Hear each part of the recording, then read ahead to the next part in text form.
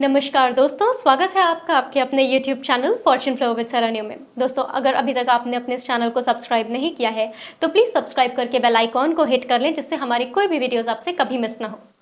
दोस्तों, शादी ये एक ऐसा फैसला है जो सिर्फ दो लोगों को ही नहीं बल्कि दो परिवारों को जोड़ता है। लेकिन ये रिश्ता प्यार से बनेगा या आपसी सहमति से? आप अपने जीवन साथी को खुद चुनेंगे या फिर आपकी पारिवारिक एक ट्रेडिशनल मैरिज, आपके परिवार के पसंद से मैरिज होगी? आपके भाग्य में लव मैरिज है या अरेंज मैरिज? ये सारे जवाब आपको मिलते हैं आपकी जन्म कुंडली से।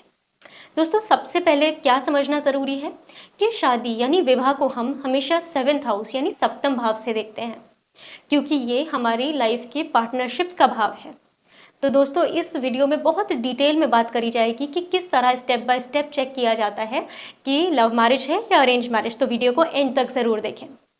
देखिए, अगर कुंडली में शुक्र ग्रह का संबंध किसी तरह से पंचमेश यानी फिफ्थ हाउस लॉर्ड या सप्तमेश यानी सेवेंथ हाउस लॉर्ड के साथ होता है, तो ये संकेत मिलता है कि व्यक्ति लव मैरिज की ओर ज़्यादा इंटरेस्टेड होगा और संभावना भी प्रबल होगी लव मैरिज होने की।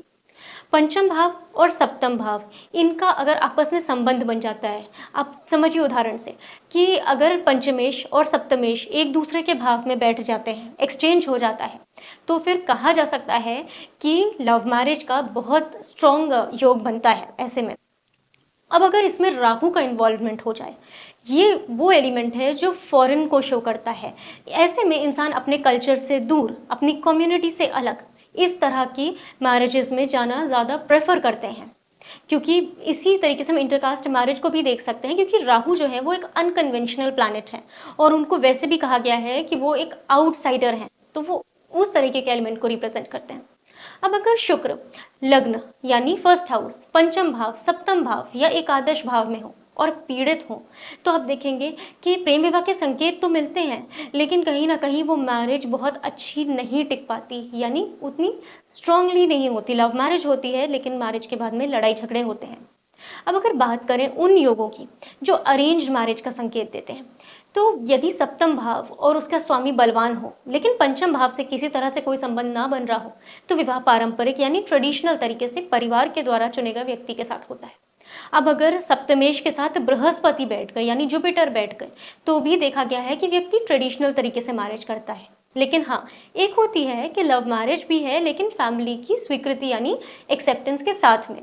वो तब होती है जब वीनस यानी शुक्र और जुपिटर यानी बृहस्पति का आपस में संबंध बनता है। तब आप देखेंगे कि वो मैरिज में लव भी होता है लेकिन वो अरेंज मैरिज होती है। जब हम सप्तम भाव की बात करते हैं, तो शनिदेव इस दिशा में दिशा बली यानी डायरेक्शनल स्ट्रेंथ प्राप्त होती है शनि को यहाँ पे।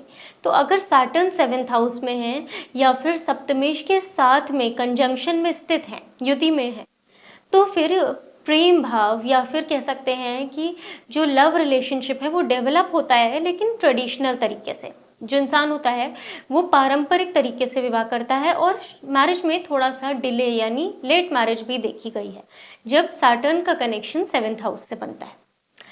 कभी कभी कुंडली में ऐसे योग भी मिलते हैं दोस्तों कि जहाँ प्यार और परंपरा दोनों का मेल होता है। पहले प्यार होता है और फिर वही रिश्ता परिवार की सहमति के साथ शादी में बदल जाता है।